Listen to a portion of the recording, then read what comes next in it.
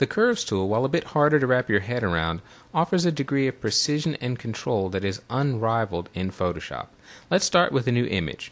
Control-O on the PC, Command-O on the Mac to open. In our Chapter 3 folder, we are going to open the image titled Curves. Now this is going to open up by default in our standard screen view. Let's go up to the Applications bar, and we're going to select Full Screen Mode with Menu Bar. We could also use our handy shortcut F key to do this. Now we're going to go to Image, Adjustments, and Curves. And this is why we switch the screen mode. Over the image, I'm going to press the space bar to invoke the hand key. You remember that from lesson 2, right? We're going to move this over here so that we can see both the image and the curves dialog box at the same time. Now there's an option here I want you to set in Curve Display Options. I want you to click and open that up.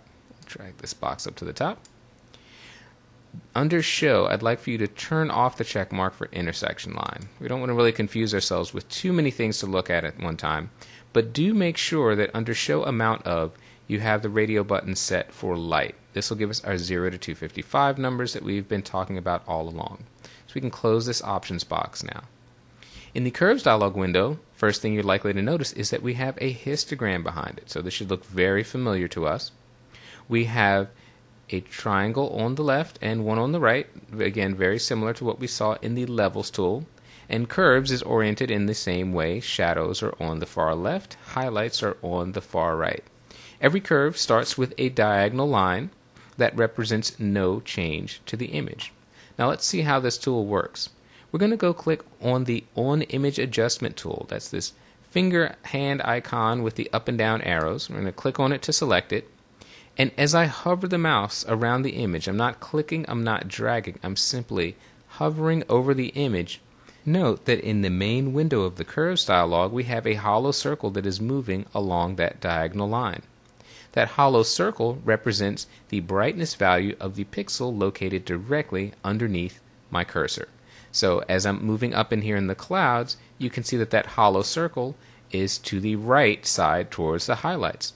But if I move my cursor down into these shadow areas, you can see that hollow circle now has drifted down to the left end of the histogram. So here we're focusing on shadow pixels. If I move it up here, we're focusing on highlights.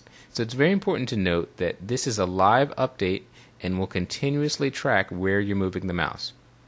When we want to edit the image, we simply click, and notice that when we click on the image area, we have this hand icon with the up and down arrows, but in the Curves dialog box, that hollow circle has now turned into a solid black square. That means that point is selected, and if we drag up with the mouse, we're holding the mouse down and dragging up, we are brightening the image, and look at what happens to our curve. Now, in the Curves window, we have changed the shape of this curve. We have raised it up above where this original diagonal line was. Whenever the curve goes above the line, those pixels are being brightened, and you can see that we brightened the image. If I were to go and drag this curve down, and as you can see, I can simply click to select a point, drag this down, the image gets darker. Look at the shape of the curve. It's now fallen below the diagonal line. I want you to pay attention too between the distance from the original diagonal to where we have made our new curve shape. Up in the highlights, you can see that the curve has bent below the original line, but by a relatively small amount. There's not so much of a difference up here between our new curve and the original. Whereas you can see as we get down into the midtones, and especially down around in this region, we have a much greater amount of space, which means a much greater change in brightness. In this case, a change in darkness. So that's how we work with the Curves tool. We simply use this On Image tool. We cycle it over a part of the image. We can see that hollow circle, and we click up or down to brighten or darken the image. Now, if that's all we could do to curves, it wouldn't really be that much more useful than levels. But the fantastic thing about the Curves tool is that we can select and move multiple points.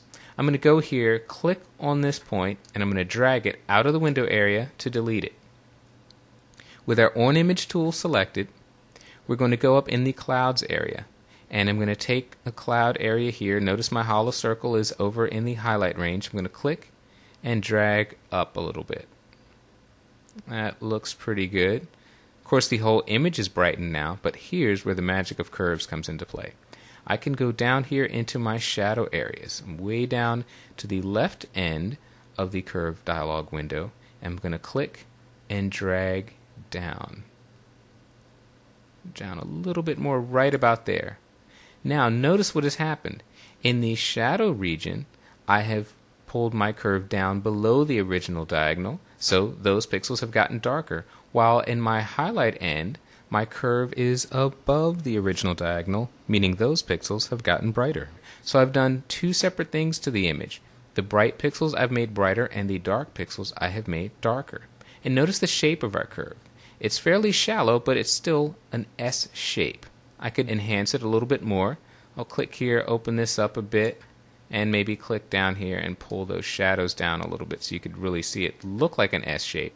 This will be a very familiar shape to you as you work with images in Photoshop, because this is the way to enhance contrast, to add contrast to an image. An S-shaped curve means that your highlights have gotten brighter and your shadows have gotten darker. What we've done so far is taken a few minutes of explanation, but in actual practice we're really looking at just a few seconds of work. Let's take a look at the preview by toggling it on and off to see just how far we've come.